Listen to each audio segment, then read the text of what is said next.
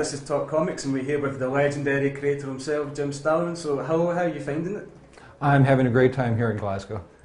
Is this your first time in the area? This is my first time in Scotland, period. I've been in the UK a number of times to the south, but this is farthest north I've gotten.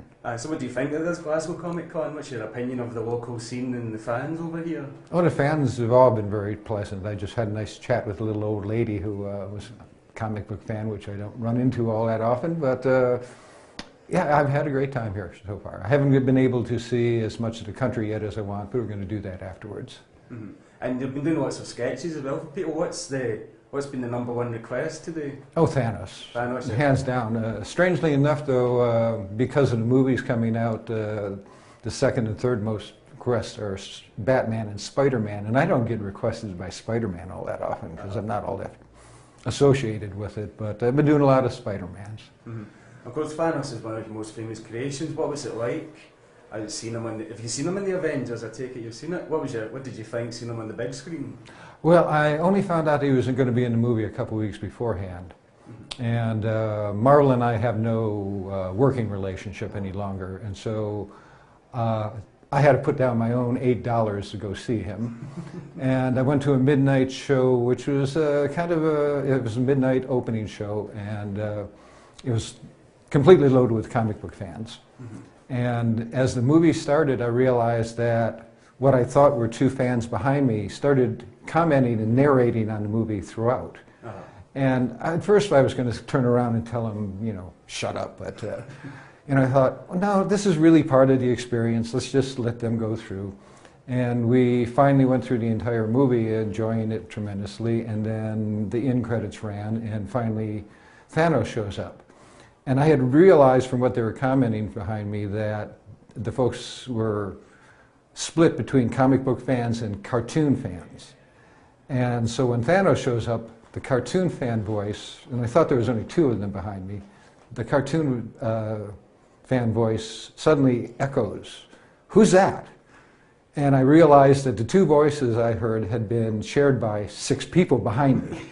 And they all started talking, trying to figure out, the comic book fans explaining to the cartoon fans who he was. And so I got a big kick out of just that alone. Uh-huh. There's so many of the characters you've worked on over the years who appear on the screen, like Silver Surfer, Spider-Man, and so on, as you've been saying. What's it like seeing these creations on screen? Are you a fan of the current trend for superhero films? I go see most of them. They're a mixed bag. I like the first Iron Man, didn't care for the second one. Thor I found really tedious. I couldn't wait for it at the end. Captain America I liked a lot. The Avengers I loved.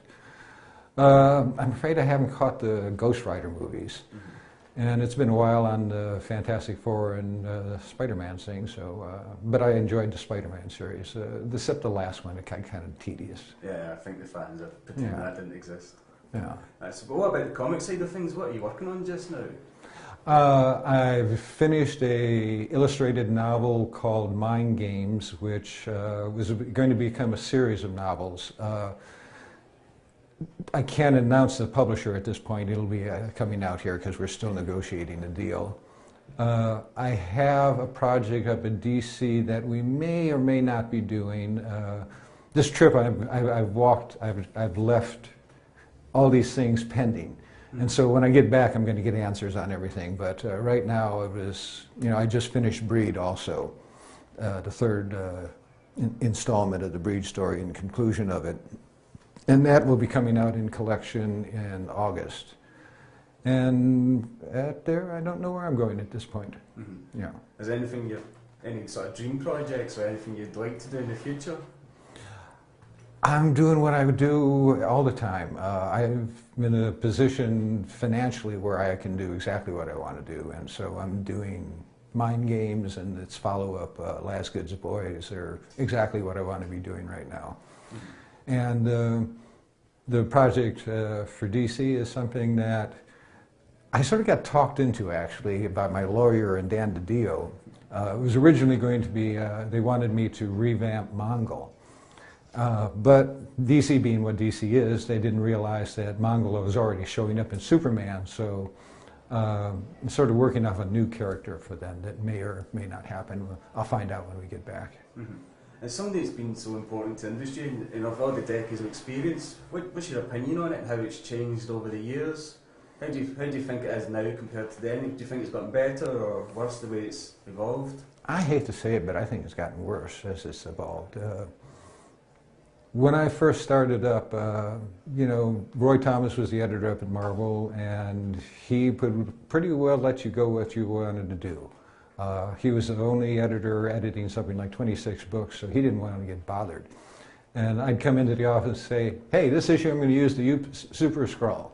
He'd go, fine. And that's all they wanted to know. Now they want everything down in a tight synopsis before you even start, and that takes away all the spontaneity and the creativity. Most of the time I was doing Captain Marvel or Warlock, I had no idea how the issue was going to end when I started off. And I loved working like that. And when I do my own projects, I work like that. And I think you get affected by the things that are going on around you, and so those things become part of the story. Little bits of business that, you know, just won't fit into a really tightly pounded out plot that some editor has approved and who's going to pull his hair out if you change it in the least.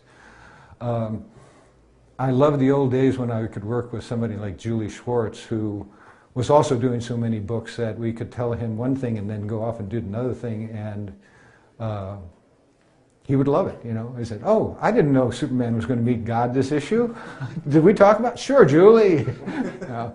But, you know, and I think the writing in the books themselves has sort of fallen down over the years. The artwork has always gotten better. It's always improved. But the writing, especially with the overuse of crossovers now, I think is really hurting what the industry itself is. It should be much more literate than it is.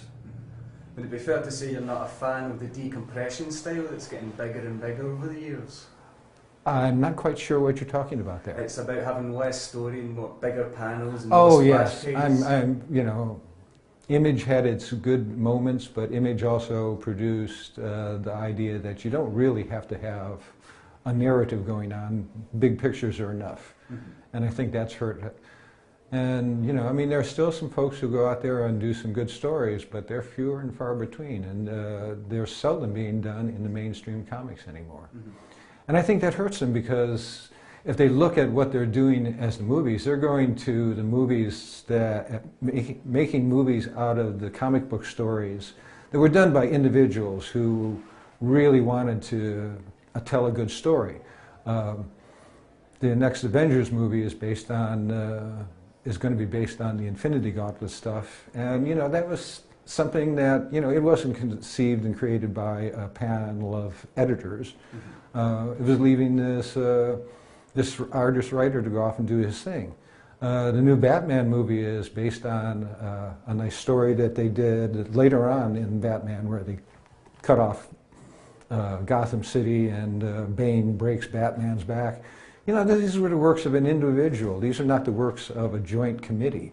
And that's what so much of this stuff is now. I worked on something called The Death of the New Gods, and it was a nightmare, because every time I sat down to start drawing, I would get a phone call from Dan asking me to add or subtract something from the story, because one of the writers who was going to do something down the line wanted this thing added into the story. And it brought me to points where at one point I had to merge Apocalypse and New Genesis together, which is something that John Burns had done before.